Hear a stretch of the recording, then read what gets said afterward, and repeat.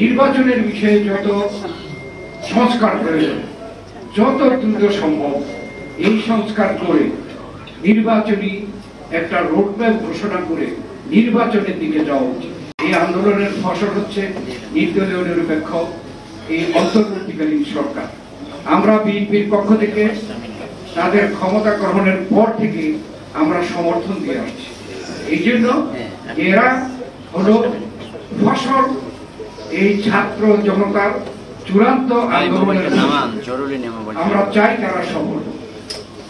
তারাও পাবলিকলি ঘোষণা করেছে প্রধান উপদেষ্টা যে স্বৈরাচারী সরকার, যারা পতিত সরকার, তারা বাংলাদেশের সকল সেক্টর ধ্বংস করে দিয়ে গেছে। এই সেক্টরগুলোকে যদি সঠিক করতে হয়, এখানে সংস্কার প্রয়োজন, মেরামত প্রয়োজন। আমরা বলেছি যে আমরা এই সরকারকে সহযোগিতা করতে আমরা প্রস্তুত, কিন্তু এটা পরিষ্কার বলেছি যে এটা অনির্দিষ্ট করার জন্য হতে পারে না। এই সরকার হলো নুরতাজে অর্ডার করে জিতে নিন গাড়ি, বাইক, আইফোন সহ কোটি টাকার পুরস্কার। অর্ডার করতে ভিজিট করুন nurtaj.com। সাময়িক সরকার, এরা তো অনির্দিষ্টকালের জন্য থাকতে পারে না। তাই তাদের যদি সফলভাবে বিদায় নিতে হয়, তাহলে এদেশে জনগণের যে প্রত্যাশা, বৈষম্য থেকে দূরীভূত করার ব্যাপারে পদক্ষেপ, সব বৈষম্য এই সরকারই দূরীভূত করতে পারবে সেটা আমরা মনে করি। কিন্তু সংস্কার শুরু করবে পরবর্তী জনগণের নির্বাচিত সরকার, সেটা পূরণ করবে, সেটাকে চলমান রাখবে। তাদের দায়িত্ব হচ্ছে নির্বাচনকে অগ্রাধিকার দেওয়া। নির্বাচনের বিষয়ে যত সংস্কার প্রয়োজন, যত দ্রুত সম্ভব এই সংস্কার করে নির্বাচনী একটা রোডম্যাপ ঘোষণা করে নির্বাচনের দিকে যাওয়া উচিত। আজকে যে বাংলাদেশে যেসব ষড়যন্ত্র চলছে, এটা খুব স্বাভাবিক।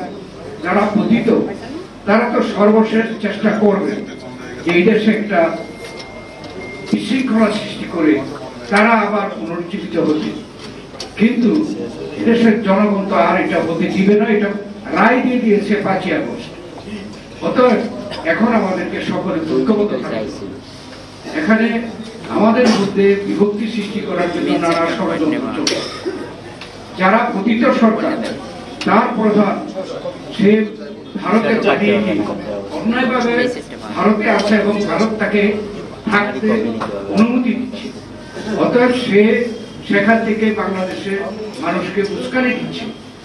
এটা দেওয়া স্বাভাবিক। তার মনোব্যথা, তাকে দেশ থেকে পালিয়ে যেতে হয়েছে, সে তো চেষ্টা করবে। কিন্তু আমরাও তো সচেতন থাকতে হবে। আমরা সকলে ঐক্যবদ্ধভাবে এটাকে মোকাবিলা করব। আপনারা দেখছেন এই সরকারের সময় অনেক দাবি নিয়ে হঠাৎ হঠাৎ করে কিছু লোক দাবি আদায়ের জন্য সংগ্রামে নামছে। একটু গভীরভাবে দেখলে দেখা যায় যে পিছনে হচ্ছে ওই পতিত সরকারের লোকেরা, এবং তারা গ্রেপ্তার হচ্ছে। চট্টগ্রামে হিন্দু সম্প্রদায়ের পক্ষে আন্দোলন, সেখানে যখন অ্যারেস্ট করা গেল তখন দেখা গেল পতিত সরকারের লোকরা অ্যারেস্ট।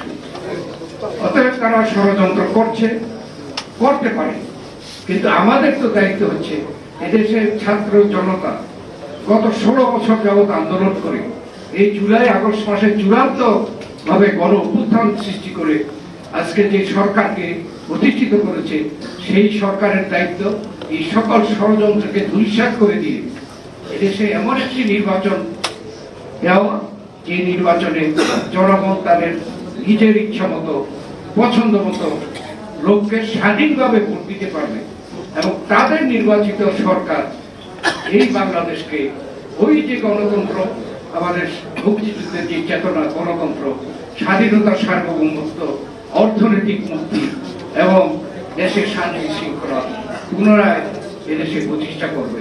এটাই হবে আমাদের প্রধান লক্ষ্য।